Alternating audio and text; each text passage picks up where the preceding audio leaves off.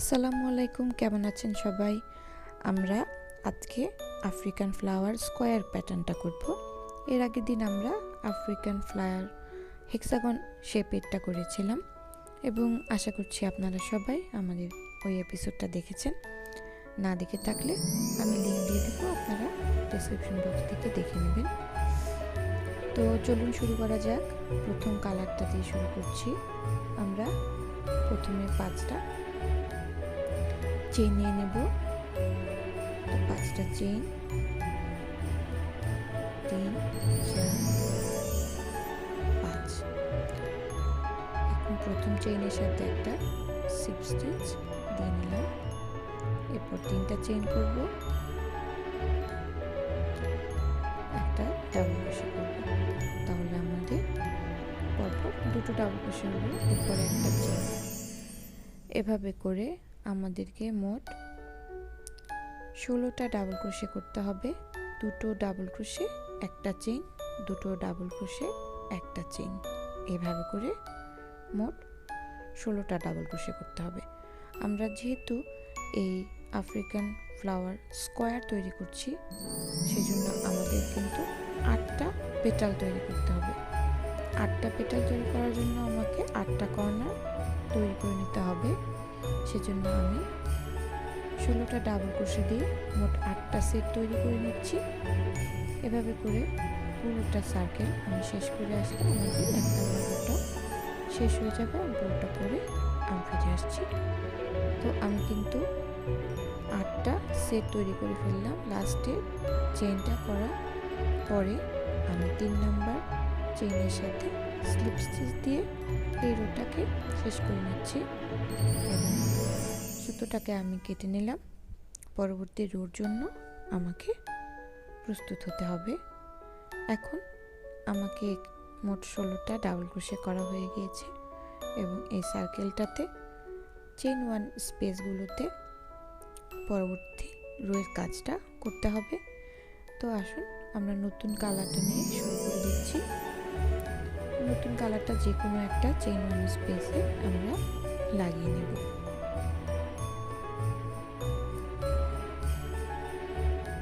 আমরা সুতোটাকে ভালোভাবে লক করে নেব এবং কাজের সময় স্টিচ করার সাথে সাথে এই সুতোগুলোকে আমরা স্টিচের মধ্যে লক করে নেব, যাতে আমাদের পরবর্তীতে আর এই সুতোগুলোকে নিয়ে ঝামেলা না ফেলতে হয়। তো 3টা চেইন করে এরপরে একটা ডাবল ক্রোশে করে নিলাম। আমাদের কিন্তু আগের মতোই করতে হবে। একটা চেইন, আবারও 2টো double crochet, 2 number double crochet করে নিচ্ছি। তো এভাবে করে ক্লাস্টার তৈরি করব। প্রত্যেকটা চেইন 1 স্পেসে 2টো ডাবল ক্রোশে,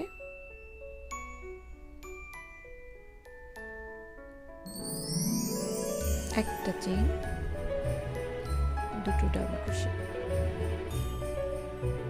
এবারে আমাদের মোট 8টা ক্লাস্টার তৈরি হবে। 8টা চেইন 1 স্পেসে আমরা 2টো ডাবল ক্রোশে, চেইন 1, আবারও 2টো ডাবল ক্রোশে, এভাবে করে করে প্রত্যেকটা চেইন 1 স্পেসে একটা করে ক্লাস্টার করে করে এই রোটু শেষ করে নেব। এবং আগের আফ্রিকান ফ্লাওয়ার প্যাটার্নের মতোই আমাদেরকে কিন্তু রো 2 আর রো 3 সেম কালার দিয়ে করতে হবে, তা না হলে আফ্রিকান ফ্লাওয়ারের পেটালটা সুন্দরভাবে তৈরি হবে না। তো এভাবে করে আমি মোট 8টা ক্লাস্টার তৈরি করব এবং ক্লাস্টারগুলো শেষ করে আমি ফিরে আসছি। আমার মোট 8টা হয়ে গেল। এখানে প্রত্যেকটা চেইন 1 স্পেসে আমি একটা করে ক্লাস্টার করেছি। এখন শুরুর দিকে 3 নাম্বার চেইনের সাথে স্লিপ স্টিচ দিয়ে এখন আমি আবারও স্লিপ স্টিচ দিয়ে ঠিক চেইন 1 স্পেসে চলে আসলাম এবং 3 নাম্বার রো শুরু করতে যাচ্ছি। 3 নাম্বার রোর জন্য প্রথমে 3টা চেইন করে নেব এবং একই স্পেস থেকে আমি আরও 6টা ডাবল ক্রোশে করব। ঠিক আগের প্যাটার্নটার মতোই আমরা এখানে মোট 7টা ডাবল ক্রোশে দিয়ে শেল তৈরি করে নেব।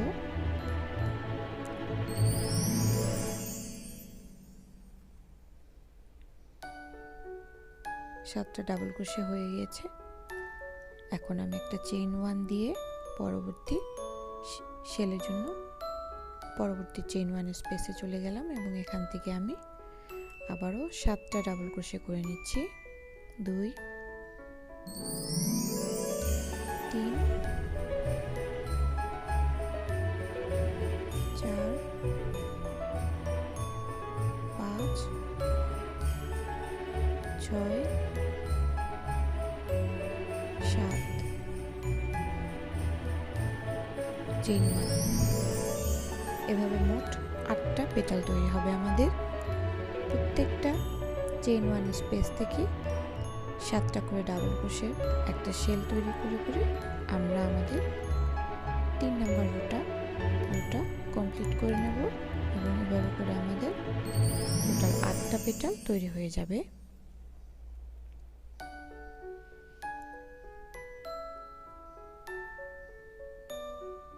চেইন 1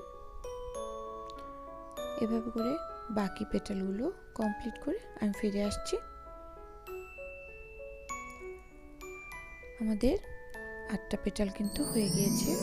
এখন একটা চেইন 1 করে আমি 3 নাম্বার চেইনের সাথে স্লিপ স্টিচ দিয়ে 3 নাম্বার রো শেষ করে নিচ্ছি। 4 নাম্বার রোর জন্য আমাদেরকে নতুন কালার অ্যাড করতে হবে। এই পর্যায়ে অনুরোধ করব, এখনো যারা আমাদের চ্যানেলটা সাবস্ক্রাইব করেননি তারা প্লিজ আমাদের চ্যানেলটা সাবস্ক্রাইব করে নেবেন এবং আমাদের ভিডিওগুলোকে লাইকের মাধ্যমে আমাদের উৎসাহ দেবেন। পরবর্তীতে আমরা যাতে আরও সুন্দর ভিডিও নিয়ে আসতে পারি আপনাদের জন্য। তো নেক্সট 4 নাম্বার রো করার জন্য এখন আমি একটা নতুন কালার অ্যাড করে নিলাম। এখানে আমি সুতোটাকে লক করে নিচ্ছি।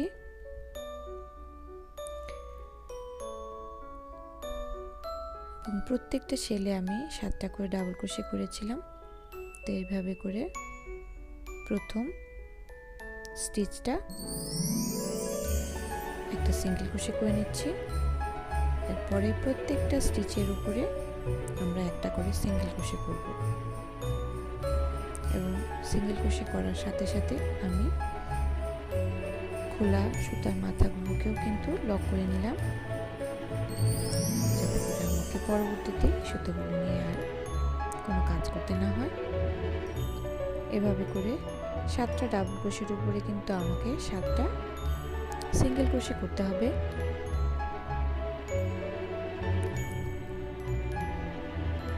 এখন চেইন 1 স্পেসে চলে এসেছি।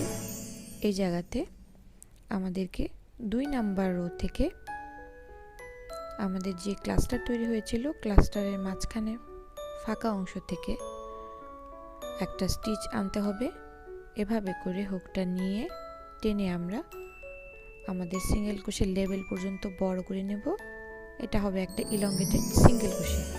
তো এখান থেকে আমরা একটা সিঙ্গেল ক্রোশে করে নিচ্ছি। পরবর্তী 7টা ডাবল ক্রোশের উপরে আমরা আবারও 7টা সিঙ্গেল ক্রোশে করব। প্রত্যেকটা স্টিচের উপর একটা করে সিঙ্গেল ক্রোশে করে নিচ্ছি।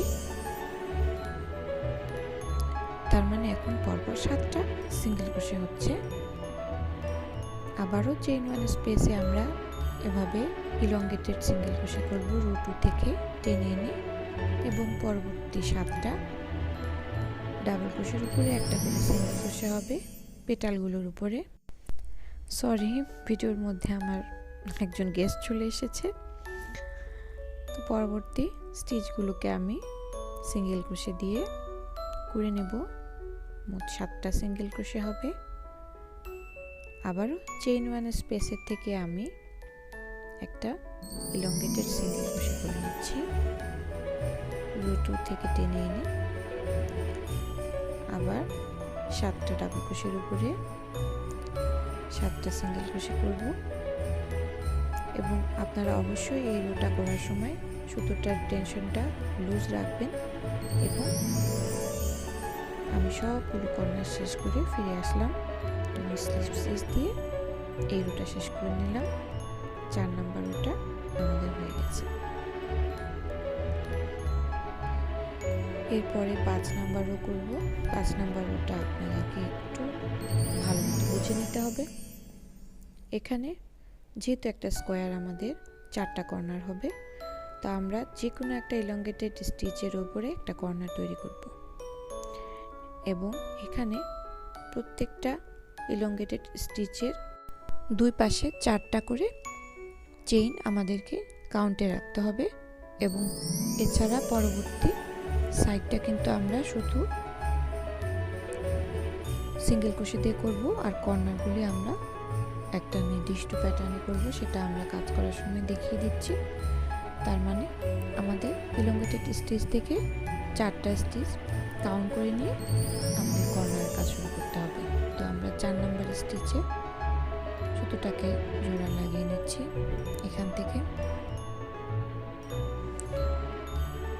প্রথম স্টিচটাতে আমাদেরকে 2টো চেইন করতে হবে।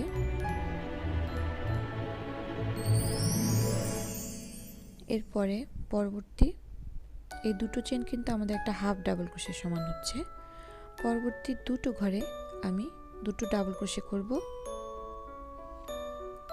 আমরা প্রথম কিন্তু কর্নারের কাজটাই করছি,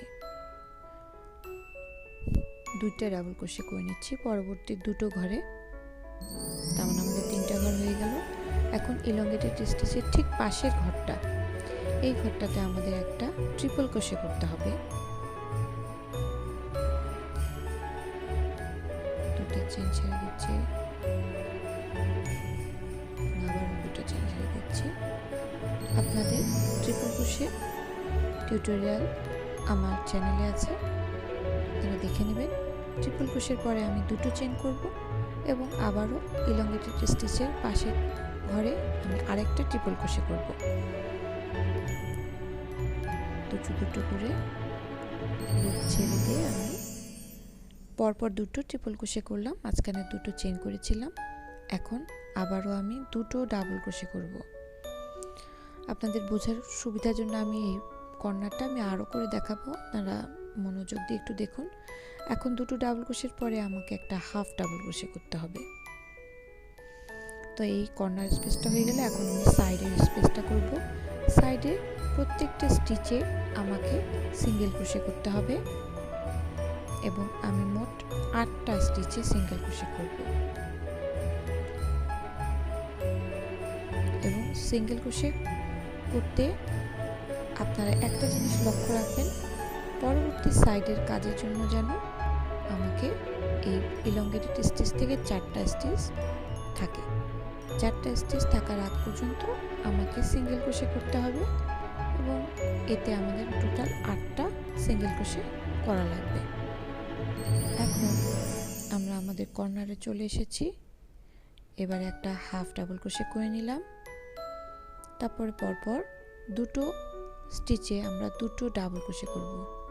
একটা, পরবর্তী স্টিচে আরও একটা ডাবল ক্রোশে, এখন একটা ট্রিপল ক্রোশে, 2টো করে লুপ ছেড়ে দিচ্ছি। এরপরে 2টো চেইন, আর একটা ট্রিপল ক্রোশে নেক্সট স্টিচে,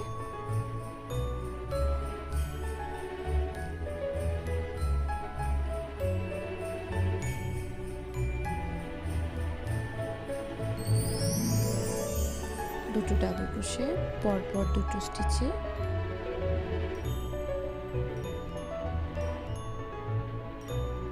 এবং এরপরে স্টিচে একটা হাফ ডাবল ক্রোশে। আশা করছি কর্নারটা বুঝতে পেরেছেন। এখন আবারও পরবর্তী 8টা স্টিচ আমি সিঙ্গেল ক্রোশে দিয়ে করব। এটা হচ্ছে আমাদের একটা সাইড।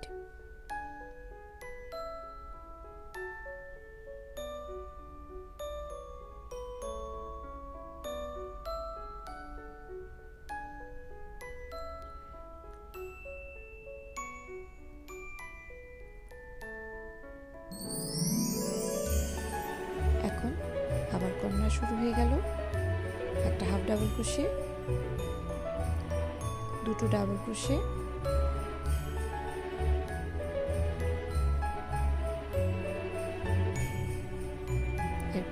ট্রিপল ক্রোশে,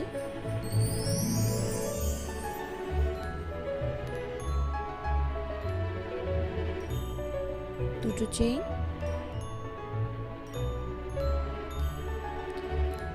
এরপরে আবারও একটা ট্রিপল ক্রোশে,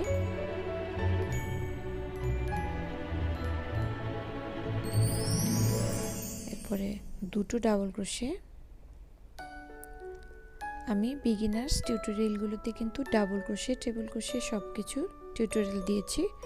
আমি টিউটোরিয়াল লিঙ্কগুলো আই কার্ডে দিয়ে দেবো, আপনারা কাইন্ডলি দেখে নেবেন যারা ট্রিপল ক্রোশে বা ডাবল ক্রোশে স্টিচগুলো জানেন না। এর পরবর্তী আমি সাইডে চলে আসলাম এবং সাইডে গিয়ে আবারও সিঙ্গেল ক্রোশে করতে হবে এবং এভাবে করে পুরোটা রো আমি করে ফেললাম। এখন স্লিপ স্টিচ দিয়ে আমি স্টিচটা শেষ করে নিচ্ছি। আমাদের 5 নাম্বার রোর সাথে সাথে কিন্তু আফ্রিকান ফ্লাওয়ারের স্কোয়ারটা হয়ে গিয়েছে। এটা একটু আঁকা বাঁকা দেখালেও চিন্তার কোনো কারণ নেই, এটা ব্লকিংগুলি ঠিক হয়ে যাবে। আমি কিন্তু প্রথম ব্লকটাকেও ব্লকিংয়ের মাধ্যমে এভাবে করে নিয়েছি। তো আশা করছি আজকে টিউটোরিয়ালটা আপনাদের ভালো লেগেছে। সবাই অবশ্যই আমাদের চ্যানেলটাকে সাবস্ক্রাইব করবেন এবং বেল বাটনে ক্লিক করে আমাদের পাশেই থাকবেন এবং কমেন্ট বক্সে কমেন্টের মাধ্যমে আপনারা জানাবেন আমাদের পরবর্তী এপিসোডে আপনারা কি টিউটোরিয়াল দেখতে চান এবং আমরা চেষ্টা করব আপনাদের পছন্দ মতো টিউটোরিয়ালগুলো তৈরি করতে। ভিডিওটি ভালো লাগলে অবশ্যই লাইক দিতে ভুলবেন না। সবাইকে অনেক অনেক ধন্যবাদ আমাদের পাশে থাকার জন্য। আল্লাহ হাফেজ, সবাই ভালো থাকবেন।